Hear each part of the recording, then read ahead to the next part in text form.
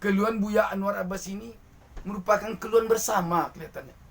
Keluhan rakyat banyak kelihatannya, bukan keluhan beliau sendiri yang beliau keluhkan, tapi keluhan rakyat banyak. Untuk itu pemerintah perlu menyahuti, jangan biarkan kezaliman ini berlama-lama di dunia perekonomian.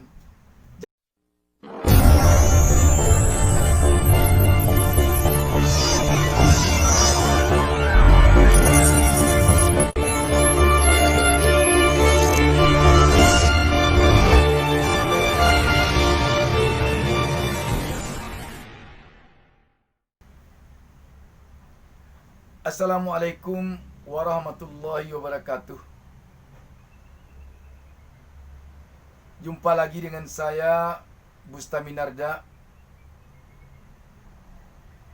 Saya mendoakan kepada Allah Subhanahu wa taala semoga seluruh penonton channel YouTube Bustami Narda selalu sukses dalam ridha Allah Subhanahu wa taala. Amin. Semua orang di muka bumi ini selalu menginginkan mendapatkan keadilan. Tetapi untuk mendapatkan keadilan tidak semudah menyebutnya.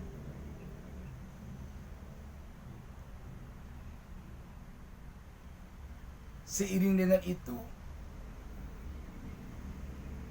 keadilan itu berada pada seluruh lini kehidupan masyarakat, tidak terkecuali pada lini kehidupan perekonomian masyarakat. Di bidang ekonomi, masyarakat sesungguhnya sangat membutuhkan keadilan, terutama keadilan di dunia perbankan di samping keadilan di sisi-sisi lain. Dalam hal ini, Ketua PP Muhammadiyah Buya Anwar Abbas mengungkapkan keprihatinannya melihat ketidakadilan yang ada pada dunia perekonomian di negeri ini. Kita dapat melihat dalam pemberitaan Detikcom hari ini. Saya akan bacakan beritanya.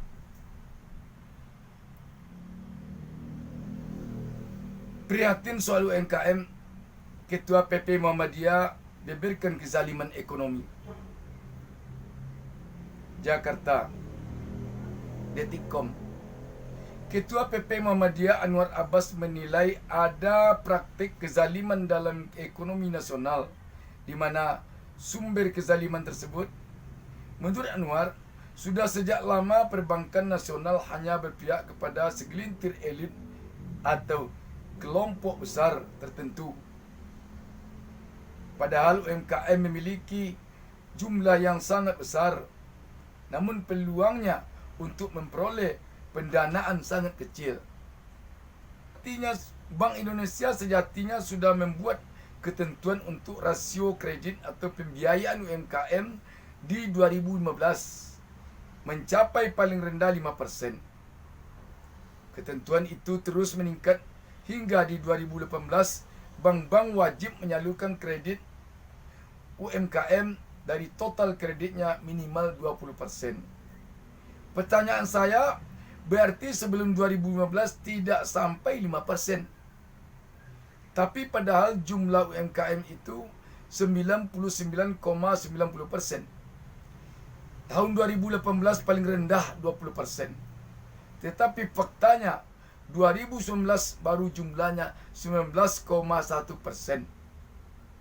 Dan teman saya yang merupakan salah satu komisaris di sebuah bank mengatakan bukan 20% tapi hanya 18%.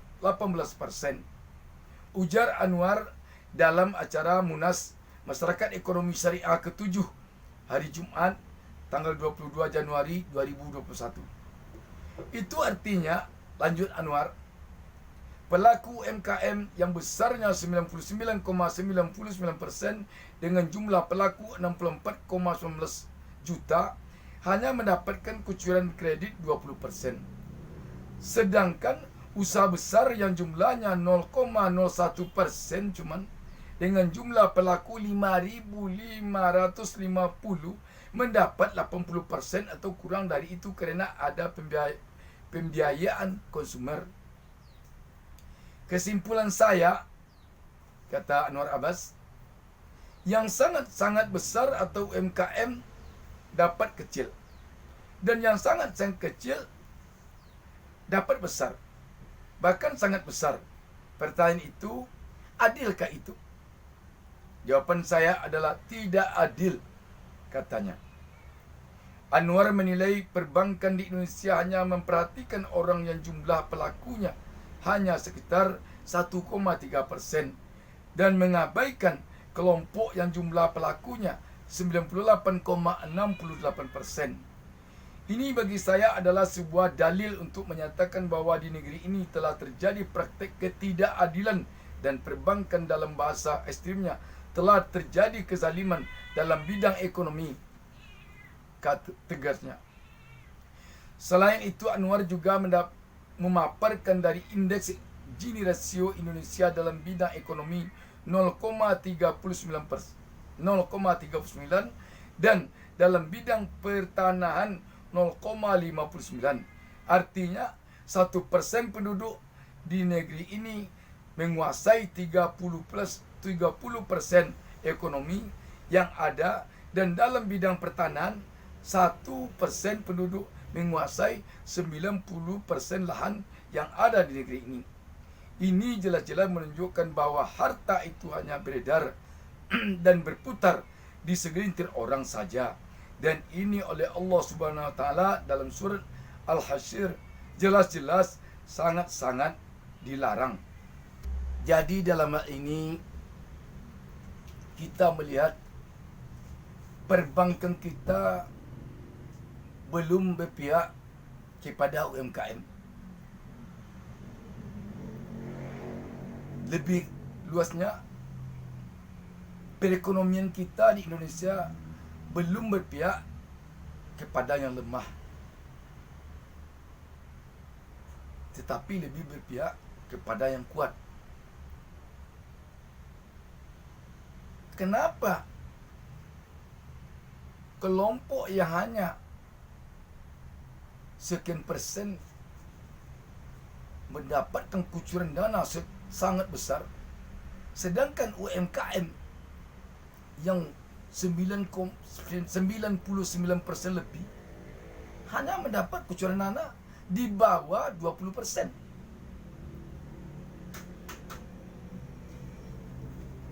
Di sini kita melihat perbankan masih mengedepankan bagaimana dia beruntung besar.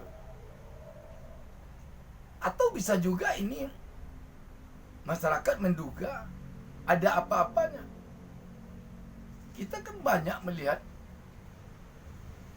dulu-dulunya adanya praktek kong-kali-kong antara orang bank dengan pelaku usaha atau dengan pengusaha besar, sehingga dalam kucuran dana yang besar itu bisa sekian persen diambil untuk penyogok agar kreditnya cair. UMKM yang merupakan usaha mikro, kecil dan menengah, mana bisa menyogok? Mana bisa? Di sini letaknya. Sekarang kita tentu berharap, rakyat tentu berharap, bagaimana pemerintah bisa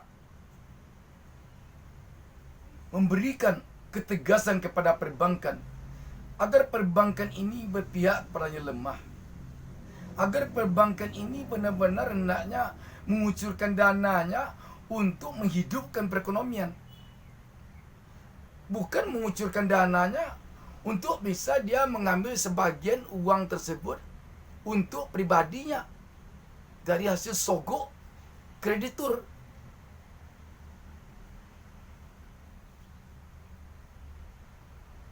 Ini. Apalagi seperti kita perhatikan, seperti kita lihat selama ini, kita tahu bahwa UMKM itu kalau tidak dikatakan mayoritas, tapi banyak yang tidak mengerti masalah perbankan. Banyak yang kurang mengerti prosedur peminjaman uang di perbankan. Sehingga bagi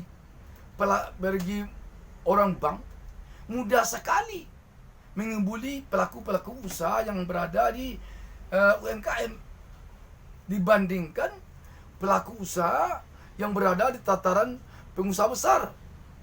Mereka punya staf yang banyak, punya penasihat hukum yang lincah, punya orang-orang yang ahli perbankan, yang ahli keuangan, yang ahli ekonomi di dalamnya, sehingga tidak bisa dikibuli begitu saja. Jadi bank melihat adanya orang yang krediturnya yang bisa dikatakan kurang mengerti masalah perbankan, ya kalau bisa, ini pasal sekian, ini pasal sekian, dia tidak ngerti, ya aja. Bisa saja itu terjadi.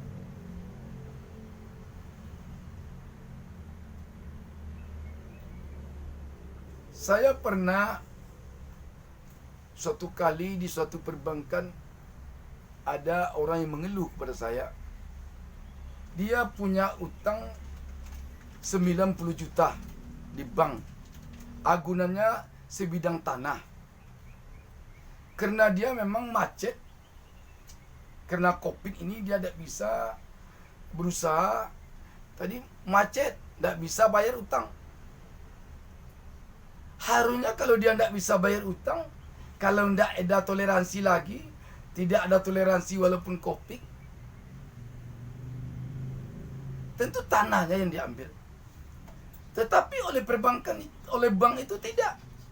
Didesak dia bagaimana dia bisa membayar, menjual rumahnya, bagaimana dia bisa menjual mobilnya untuk bayar utang. Menangis dia bilang sama saya. Akhirnya ditulisnya surat kepada bank tersebut mengatakan, kan tanah saya ada, kenapa tidak tanah saya diambil? Kalau dikatakan tanah saya itu tidak cukup harganya sesuai dengan utang saya yang 90 juta, kan tidak saya dulu yang mencek, kan bank. Sekarang kok rumah saya yang mau dijual, kok mobil saya yang mau dijual. Akhirnya setelah ditulisnya surat ke bank tersebut, barulah bank itu diam. Karena sudah telah ditulisnya surat somasi. Kalau tidak dibayar tanggal sekian, saudara akan kami bawa ke pengadilan. Orang kecil begitu kan, pucat dia, pusing dia. Saya masih ingat itu. Anaknya sedang hamil, hampir keguguran karena ketakutan. Orang kecil, apalagi orang kampung, kalau dikatakan akan dibawa ke pengadilan secara dituntut secara hukum, itu takut dia. Yang somasi aja dia tidak ngerti. Tapi itulah kenyataannya. Hendaknya pemerintah tolong benahi perbankan yang seperti ini. Keluhan Buya Anwar Abbas ini merupakan keluhan bersama kelihatannya. Keluhan rakyat banyak kelihatannya, bukan keluhan beliau sendiri yang beliau keluhkan, tapi keluhan rakyat banyak. Untuk itu pemerintah perlu menyahuti, jangan biarkan kezaliman ini berlama-lama di dunia perekonomian. Jangan sampai nanti terjadi apa yang dinyanyikan oleh Rhoma Irama sekian tahun lalu. Yang kaya makin kaya, yang miskin makin miskin. Yang kaya dapat kucuran dana besar, maka dia makin kaya. Yang miskin tidak dapat kucuran dana, makanya tidak ada modal, makin miskin. Apalagi sekarang dalam kondisi sulit seperti ini, pemerintah tolonglah benahi kondisi-kondisi seperti ini. Tolong laporan dari bawahan yang enak-enaknya saja, jangan langsung ditelan bulat-bulat. Karena kalau dibuat laporan oleh pihak UMKM misalnya, yang dapat perlakuan seperti itu ke atas. Suratnya ditembusannya ke bank itu. Atau pihak yang di atas menanyakan ke pihak bank itu. Oh, bank itu menulis surat gini, sebenarnya begini. Tentu lebih hebat pihak perbankan menulis surat dengan berbagai alasan ke atasannya dibandingkan orang kecil di UMKM yang membuat surat hanya apa adanya saja. Karena itu ABS asal Bapak senang itu harusnya sudah hilang di negeri ini. Terutama di dunia perekonomian. Kalau ingin perekonomian kita baik. Sekali lagi saya katakan, kunci kesejahteraan rakyat adalah di perekonomian. Kalau perekonomian ini morak-marik, bangsa ini tidak akan sejahtera. Kalau yang di atas-atas itu hanya senang menerima laporan asal Bapak senang aja, susah itu. Laporan orang kecil sampai ke atas ditindaklanjuti dengan meng-cross check kepada pihak yang dilaporkan. Pihak yang dilaporkan pintarnya melapor lagi, menjelaskan, membela diri, sangat-sangat pintar karena dia sekolahnya itu. Sehingga apa yang dilaporkan oleh rakyat kecil masuk sampah aja, masuk tong sampah aja. Ini yang perlu dihindari. Sebab rakyat kecil itu yang ada baginya hanya kemauan untuk merubah nasib. Dia tidak punya modal, dia tidak punya pengetahuan yang luas, dia tidak punya pendidikan yang tinggi. Itu. Demikian saja. Sekali lagi terima kasih pada Buya Anwar Abbas dan juga salah seorang pengurus inti di Majelis Ulama Indonesia. Sekali lagi, semoga perjuangan Buya mendapat balasan dari Allah Subhanahu wa taala dengan pahala yang berlipat ganda. Amin. Wassalamualaikum warahmatullahi wabarakatuh.